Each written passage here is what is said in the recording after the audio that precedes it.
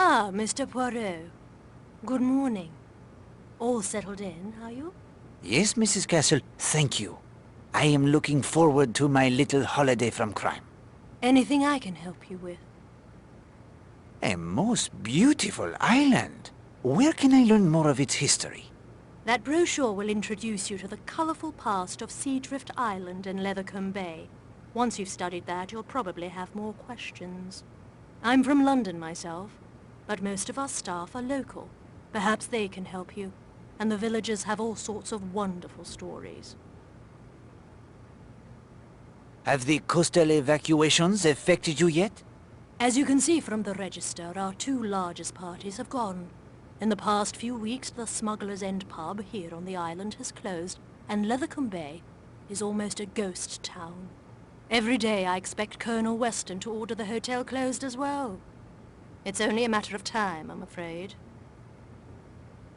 Who else is staying here at present? You are welcome to check the register if you wish, Mr. Poirot. Perhaps you'll find someone you know. I shall not keep you any longer, Mrs. Castle. Merci. If you need anything more, I'll be in my office.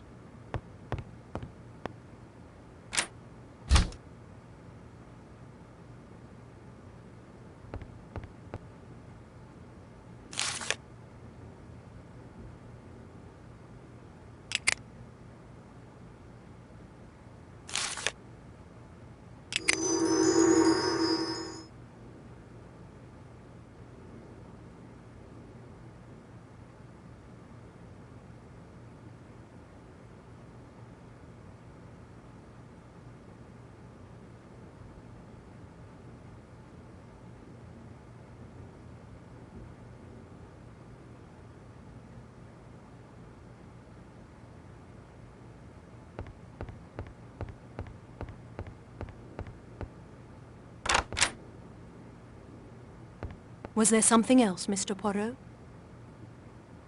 Is the hotel safe at the disposal of guests? Of course. We'll be happy to store any of your valuables. Have you been the manager here long? Only a few months. Not quite the situation I was hoping for, and it won't last much longer thanks to the war. Are there any golf courses nearby on the mainland? Hastings, Poirot does not play the golf. Remember where, who you are. Sorry, old man. I will not impose upon you further, madame. Mr. Poirot, there was one thing. Oui, madame? It's such a small matter, I feel silly bringing it to the attention of a gentleman with your reputation. Do not let the reputation of Poirot cause you to hesitate in your inquiry. Well, my wire recorder has gone missing. I used to dictate all my letters for a girl in the village to type up. She's learning to type, so she brings her own typewriter. I need only supply the paper. When was the wire recorder taken? Sometime on the evening of the 19th. Do you lock your office? There has never been any need. I lock the safe, of course. That is where all the valuables are kept. Did anything else out of the ordinary happen on the day the recorder went missing? Let me see. Well, that was the day Arlena Stewart arrived. A celebrity such as she causes quite a stir. I am not sure what I can do, but I will be happy to keep my eyes and ears open, madame. Oh, thank you. Thank you, Mr. Poirot. A wire recorder? Those things are huge. Shouldn't be difficult to track down. Pardon, madame? Mrs. Castle would likely throw me out on my ear if I began rifling through her office.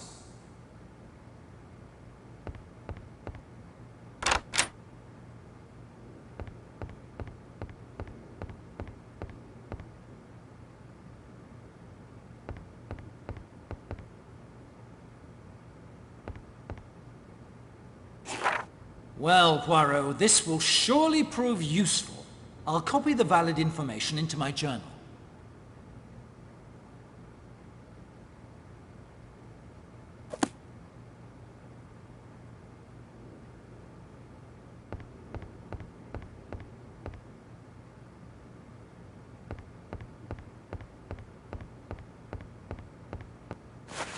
I say, the latest number of Motor Enthusiast magazine, Poirot. What a stroke of luck! I've been looking out for this one.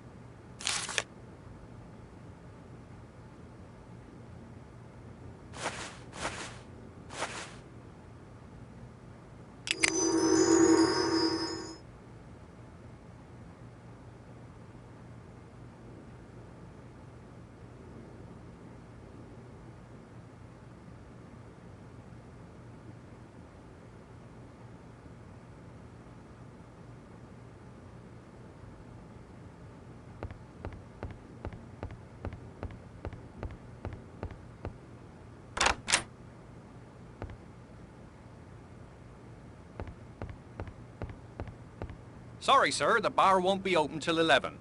I am merely making the morning constitutional, young man. What is your name? Henry, sir. What can you tell me of my fellow guests, Henry? Well, I'm not one to gossip, but Arlena Stewart, the actress, is staying here. And there's a Miss Rosamond Darnley in the dining room. I understand she's a famous dressmaker or something. Are you from Lethercombe Bay? No, sir. I live in Kingsbridge. Lethercombe Bay is a bit quiet for my taste, especially now they've begun the evacuations. How long have you worked at the hotel? 3 years. Don't know what I'll do when they close her down. How do you like working here, Henry? Well, it's very nice, usually. Of course, Mrs. Castle, the manager, is something of a tartar. I expect that's because she's new and wants to establish her authority. Come to think of it, Gladys hasn't been herself lately. The first floor maid. Look, I'm no gossip, but I think she's had a row with her young man, Will Jenks. I expect it's nothing, really. Everyone's a bit tense these days. I will leave you to your work, Henry. Thank you, sir.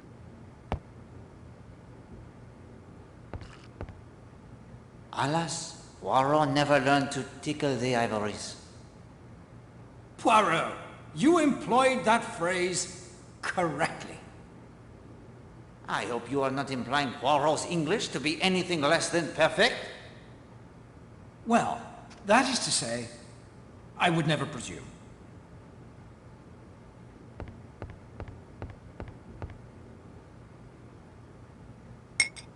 It appears to be an empty bottle of the grenadine.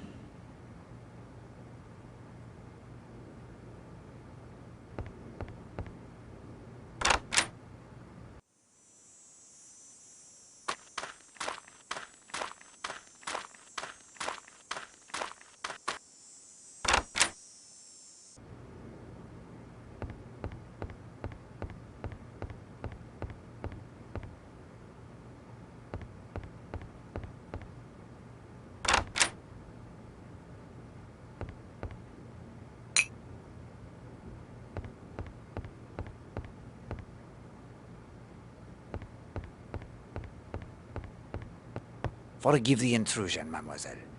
Oh, I did not mean to startle you. not at all. I must have been miles away. You're Monsieur Poirot, aren't you? I understood you joined us last evening. I'm Rosamond Darnley. Enchanté. What brings you to Seadrift Island, Mademoiselle Darnley? A short rest before the fall season. But of course, You are the proprietress of Rosemont, the fashion house. Your designs are first-rate. Hastings, what does Poirot know of such things? I'm surprised you are interested in women's fashions, Monsieur Poirot. Sometimes I surprise even myself, mademoiselle. It is very quiet here, n'est-ce pas? I don't mind the quiet. There were a number of children here until a few days ago. They were evacuated. Ken's daughter Linda is here, but she's 16. Hardly a child anymore. I've had one odd incident. A small crime, even. Sometimes the small crimes are but appetizers to a main course. I brought a typewriter down to catch up on some correspondence. It disappeared from my room the day after I arrived. Have you been here on the island long? Just a few days. It was a spur-of-the-moment sort of thing. Did you report the theft? No, my jewelry and over £20 in my purse were untouched. I suspect someone simply borrowed the typewriter and will return it when they're finished with it. Rude, perhaps, but possibly not a crime at all. What day did you find the typewriter missing? The 20th. Did anyone take an interest in the typewriter when you arrived? Come to think of it, a man named Major Barry did make some comment, but I rather felt he was simply looking for an excuse to talk to me. Good day, madame.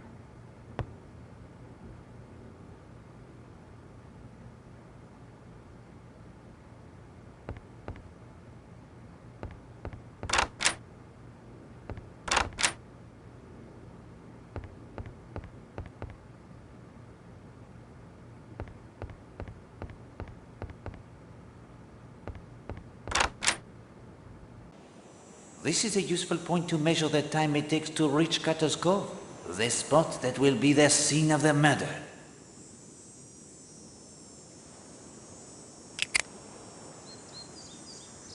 From the hotel to Cutter's Cove, it is 25 minutes.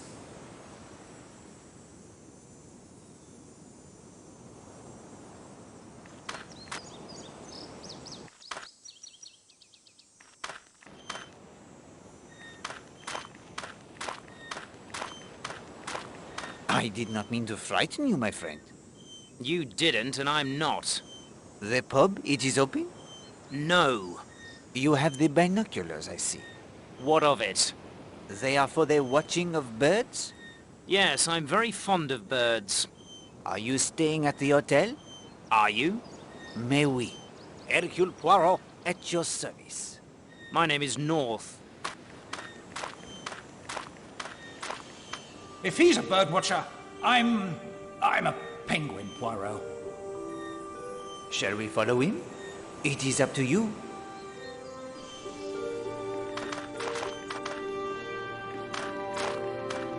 He's up to something, Poirot. Are you going to let him get away?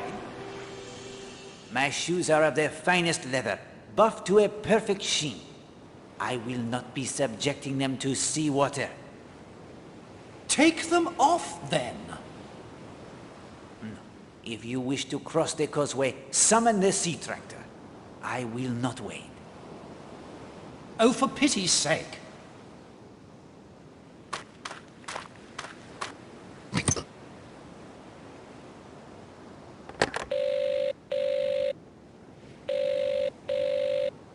Phone isn't much good if no one will answer it.